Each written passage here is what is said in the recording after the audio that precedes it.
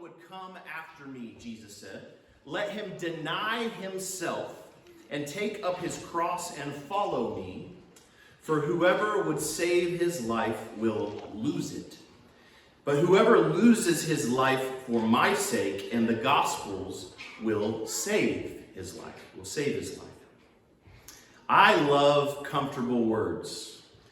Almost 500 years ago, I love that Bishop Thomas Cranmer embraced 4 sentences that Jesus speaks over us, and he put them at the heart of our Sunday liturgy. On your knees in just a little while, I will have the unbelievable joy of declaring God's forgiveness of sins over you, and then declaring what Thomas Cranmer called the comfortable words of Jesus. And then I'll invite us all to stand and to declare peace and joy and restoration with one another. That's what we do in the passing of the peace. I love comfortable words. I love comfortable stories. No matter how true or how artistic or how insightful, almost any day of the year, I would rather watch Pride and Prejudice than The Dark Knight. Whether or not one is a better movie or the other, I would much rather do that. Give me love, give me laughter. Don't recommend to me to watch Signs again like I did this week.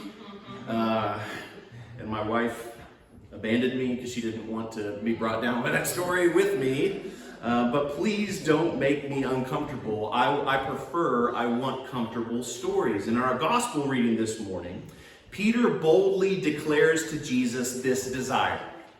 I want to live in a comfortable story. That's what Peter wants. But Jesus rebukes him and he says, shut your satanic mouth. Shut your mouth. The Son of Man must suffer and die first, and then, and only then, resurrection and comfort and restoration. Jesus came to complete an uncomfortable story, a story that began a long time ago east of Eden, outside of the comfort of God's presence in the garden, east of Eden in the barren wilderness of murder, as you'll read about this week, of murder and famine and lies and frustration and jealousy and broken families and wars and political intrigue. It's a very uncomfortable story. And that's the story that Jesus fully entered into over and over again in the Gospels. He was tempted in every way that we are, and yet without sin. And he actually, if you're attempting a Lenten fast, Jesus actually successfully completed a 40-day fast in the wilderness. I've already broken my fast once, but I'm going to start over again. Even with Satan constantly nagging him, he stuck with it. He weeps over Lazarus. He suffers betrayal from a close friend. He's unjustly accused and brutally murdered for a crime he did not commit. In every way, he entered into the uncomfortable sin and brokenness of this world. And in 3 days, he said, he began to resurrect all of our sin-soaked stories into the comfort of his healing presence. One Old Testament scholar in commentary on Genesis 22 refers to our gospel reading this morning. He says, perhaps we like comfortable images of God as a cosmic therapist whose love amounts to a universal scheme to promote my self-esteem because we want to hold on to our lives rather than lose them.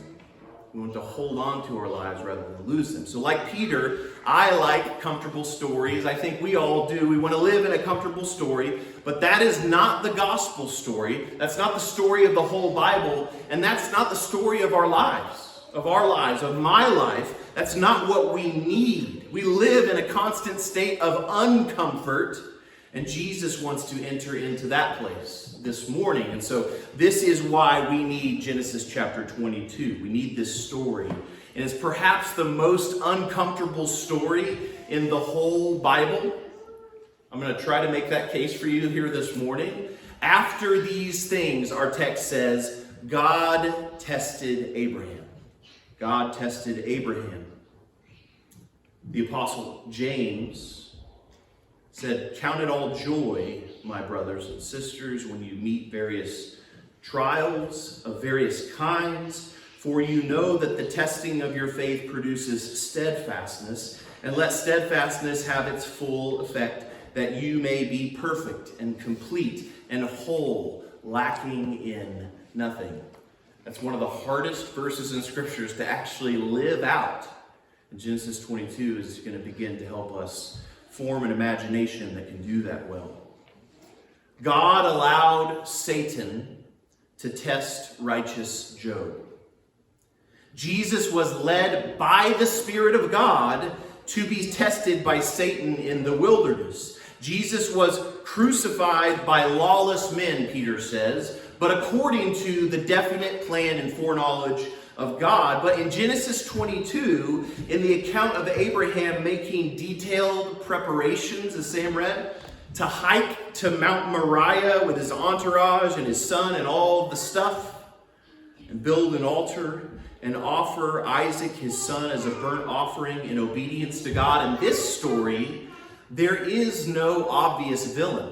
There's no obvious villain that God is in control of. It says God tested Abraham. In the early 3rd century, the great theologian of the early church, Origen, made the case that the heavenly messenger of Yahweh in our text who speaks to Abraham, he might be a spiritual power in opposition to God. He likens this angel of the Lord, or this messenger of Yahweh, he likens this messenger to the crooked serpent in the garden, to the destroying angel in Exodus chapter 12, to the evil spirit who, Origen says, throttled Saul. I love that translation, throttled Saul. The Satan who incited David to sin in the census, the devil who tested Job, all over the place in scriptures, or even in the New Testament, the unclean spirits that Jesus so regularly opposes in the Gospels. Although Origen draws these comparisons, it is not obvious to me. It's not obvious to me that there is a spiritual or even an earthly power playing the part of the villain in Genesis 22. God tested Abraham. God commands Abraham to offer his only son as a burnt offering. This is an uncomfortable story. However you interpret the characters in this story, God is overseeing. However you interpret this, God is overseeing. He is directing a truly uncomfortable story. So how are we to understand this story? And fundamentally, what does this story mean to me? So if we're going to look at this story this morning, which is what I want to do, I want to rehearse this story. How does this story lay on top of our lives, onto our stories? How does this affect us and draw us into God and into Christ this morning? That is my goal and my aim simply. Genesis 22, it tells the fundamental story. It is the crucial story for following Jesus.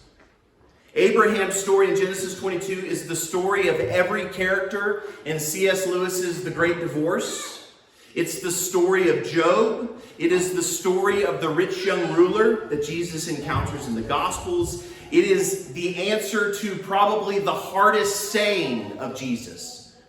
If anyone comes to me and does not hate his own father and mother and children and brothers and sisters, yes, even his own life, Jesus says, he cannot be my disciple. So that's what this story is answering. What is this story? So we're going to do a lot of what Nate has been doing, but we need to hear this story here again this morning. The Bible begins with the creation story. And on the 6th day, God made man and woman, and he commanded them, this is familiar to us, to be fruitful and to multiply and fill the earth. This is the story of Genesis. This is actually, if you just unpack doing this, that's the story of the whole Bible and the story of the whole world. We either listen and obey God and his command, or we try to accomplish this ourselves. And Adam and Eve, as we know in this story, they rejected this. They rejected this task or this mission to tend the garden and to make offspring to spread out into the wilderness. And so then the offspring could create more gardens. They could make more wonderful, tilled, safe spaces of the wilderness of this world. And then they would make more offspring and repeat. Okay, this is the task. So let me pause for just a moment and make one point before I move on in the story of Genesis. Lest we think that this story is simply about sex and babies, okay? It's not simply about biology. Jesus fulfilled and continues to fulfill Adam's task to make offspring. Yet he was never married. Jesus fulfills the promise to Abraham to have sons and daughters that cover the earth, and he never had any biological children. The story of Genesis, the story of the Bible from creation to new creation, is a story about making offspring, not in our flesh, but by faith. Making offspring by faith, not biology, but belief and obedience. That is what it was intended to be from the beginning. This is not just a New Testament reality. Abraham believed the Lord at the beginning of his story, and it was counted to him as righteousness. I tell you that from these stones, John the Baptist said, God is able to raise up children for Abraham. So children in the flesh are gifts from God, but the aim from the beginning of the biblical story was not merely to have biological children, but to have faithful children. People who love God and love each other. Foster children, biological children, adopted children, children who are baptized into this family, who then become your responsibility, Christian. That's the fulfillment of this. Obedient sons and not sons of the devil, children of faith and not children of the law. Single people and those who cannot have biological children can be right in the center of this story. Listen to me, listen to the voice of your Father, be fruitful and multiply, God said to Adam and Eve in the garden, but they did not listen to him. They listened to the serpent instead of their father, and the serpent was cursed to one day be crushed by the offspring of Eve. And Adam and Eve would experience grief and pain and loss as they bring forth children. And the story continues outside of the garden, Genesis 4. So Eve's firstborn son, Cain, murders her secondborn son, Abel. Adam and Eve were acutely aware that it is not the children of the flesh who inherit the promise. Right from the beginning, the first two sons. They want a child in the faith. So God blessed them. He was merciful and gracious to them with another son, Seth. And the story continues with a long list of rebellious offspring, a table of nations. People multiplied not only biologically, but in their wickedness, in their rebellion against faith in God. So God floods the earth, as we've rehearsed recently here on Sunday morning. Was that last Sunday? No, I don't know. After the flood, God tells Noah, what does he say? He restates the task. He restates the task to Adam. He says, be fruitful and multiply. Not biological fruitfulness, Noah. Make fruitful and faithful children. So from the beginning, the story of the Bible is about offspring in the faith, not in flesh. Genesis 11, Abraham's story. The main character of our text in Genesis 22. Abraham's story begins with a bride. And from the very beginning of his story, the text says that Abraham's bride was barren and she had no child. Yet God said, right after that, yet God said to Abraham that you will have offspring. You will fulfill this Adam-Noah promise, this story, families in all the earth, he says to Abraham. This is the tension of the story. This is the tension. Believe God is telling you the truth with a barren wife to have offspring, or you don't. So the story continues, and again God says, I'm going to give you and your offspring a land. But Abraham and Sarah continue childless, and they cry out to God, and God reaffirms his promise to give Abraham a son. So faithful Abraham and Sarah, they wait on the Lord for decades, decades and decades and decades. Can you imagine? For a lifetime, they live next to fruitful Egypt, fruitful Abimelech, fruitful Lot, even with his own daughters, Moabites and Ammonites. Offspring in the flesh are all around them. This is where they live their whole life. And they are alone in their faith, and they wait and they wait and they wait on the Lord to give them offspring. God, fulfill your promise. Fulfill your promise. But their patience was finite. Way better than any patience that I've ever exercised in my life. Really? I mean, we read this story and it goes really quickly in our minds. But imagine being faithful for that long. So Abraham took Hagar as Eve took the fruit. As Adam took the fruit in the garden, he forced himself upon his servant, and she bore a son.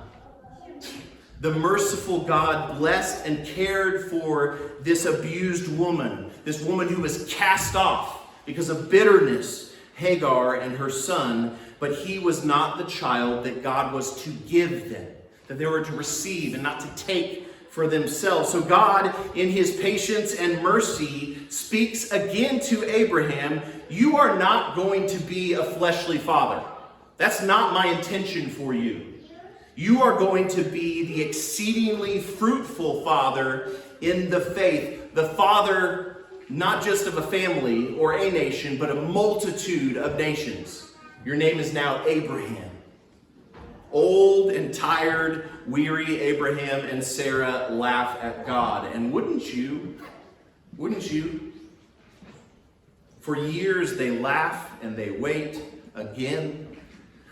For years they wait and they wait in faith. Abraham rescues his brother's foolish son Lot. He is faithful. He fails many times, back and forth, and he waits. He returns to the Lord. And then in their old age, Sarah bore a son, and they named him He Laughs. They named him He Laughs. The best name ever. Isaac. I know we have an Isaac in this room. Your name means He Laughs, and that's awesome. Old and weary from a lifetime of waiting, of laughing at God's promise, now they laugh in delight. It's such a good story. It's surprising. Your offspring, Isaac, the son of laughter, will fulfill my promise. And now we get to the uncomfortable story. So that's the story up to this point. Genesis chapter 22, God says to Abraham, take your son, your only son Isaac, the long-awaited son of laughter, and burn him as an offering to me. Decades, people. After all this, a lifetime of pain and famine and conflict and homelessness, now you test me, God? Now you test me? Father Abraham was a fool and a sinner at many points in the story, but he always returns to the Lord. Over and over again, he returned and remained faithful. And now this. This is not an allegory. So it's not a made-up story that's meant to teach us a point alone. It teaches us a point. This is a detailed story that we heard Sam read for us. There's so many details in this story. It's not an allegory. And here is the test. Here's the question in our text. God says, do you want me, or do you want what I have given you? Do you want me? Have you been waiting on me and satisfied in me all these years? Or do you want what I'm giving you? that I've finally given to you? Is that what you want more than me? So from the beginning, Abraham was given a mission. He was given a promise and a task. And by faith, he remained faithful with sin and repentance. He remained faithful throughout for 99 years. But then he took and he grasped for himself the promise. I don't want you, God, the one who blesses. I want your blessing. I want a son. So he took Hagar, and in his flesh he tried to fulfill the promise. So God tests him in our text. He tests him. Burn your son whom you love as an offering to me. Burn your ministry. Burn what I've called you to do. The ministry that you love and have built. Burn it and give it to me. Burn your dream job. You've been working all of these hopeless jobs, and now you finally got the dream job that you love, that you were made for. Burn it up. Burn up your perfect romance. Offer up your greatest earthly joy to me. Offer up your own life. God tests Abraham. Burn your son whom you love. What is the point of my blessing you? God blesses you so that you might bless the name of the blesser. Find your greatest joy in him and not just be satisfied with what he gives you. So tired, faithful Abraham goes to the mountain in Genesis 22, no longer to make a name for himself. He's been trying to do that, and it doesn't work. He goes to the mountain to worship God. The text says, God will provide for himself the lamb for the burnt offering, my son. In painstaking, dramatic detail, Abraham builds the altar. It's a really quick clause, but it probably took a lot of time, okay? Stacking stones or whatever he would have done. Builds an altar. He lays the wood neatly upon the altar, the text says, very neatly. He binds his only son with ropes and he lays him on top of the wood. And then he reaches out his hand and he takes the knife, and God declares to him, stop. Stop. Well done, my son. Well done. The offspring that you lived your whole life for, the lifetime of obedience to the mission that I gave you, the good that I have given you, the person you love, the task that fulfills you, the ministry that you are called to, even this you count as loss, the Apostle Paul says. I count it all loss compared to knowing you, my God. In this moment, even at the end of a long and hard story, you have sought me above all earthly goods. Well done, Abraham, my son. Stop. God gave Abraham a lamb to burn in worship that day. So Abraham named that place, the Lord will provide. The Lord will provide. Wealth is not bad. But if it is the one thing you cannot give up to follow Jesus, like the rich young ruler, then it will destroy you. A fruitful church is what I want. That's what I want. Do you want that? Do you want a place of peace and love and joy and patience and self-control? Do you want a fruitful church? Is that what you want? But if I want a great church more than I want to be with God, then my ministry will let me down and finally destroy me. Romance is not bad, but if it's the one thing you cannot give up to follow Jesus, then the idol of the perfect marriage will destroy you. We do not have too much love for our spouses or our children or our dream job. We have too little love for God. I don't love my wife too much. I go my day not thinking about God and loving him as I should. Bind up your love, lay it down, let it die. All of your idolatry will burn away, and the gold of refined love for God and neighbor will remain, and that will last. That will last. R.R. Reno, Rusty Reno, says it like this: if we are realistic, about our situation, then we can see that trials and tests are consistent with divine love. This is not against God's character. They work against our hopeless hope that our finite goods of marriage and success and children and riches, goods, here, not bads, not bad things, not outwardly, completely, and total sinful things. I'm talking about good things here. These finite goods cannot see us through. To be tested, Reno says, is to be brought back to reality. It is a spank that awakens us. It's a spank. It's a spank from a good father that awakens us to hope in God.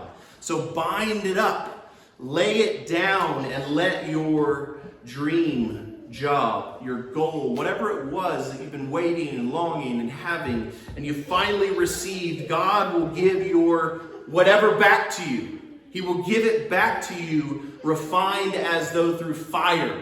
And it'll be a greater and more beautiful thing than you could even imagine. Bind up and lay down and let your love of your family die. Love God, love Him with your whole heart, and God will not take away your love for your family. He'll multiply it and grow it in you so that you can actually do it.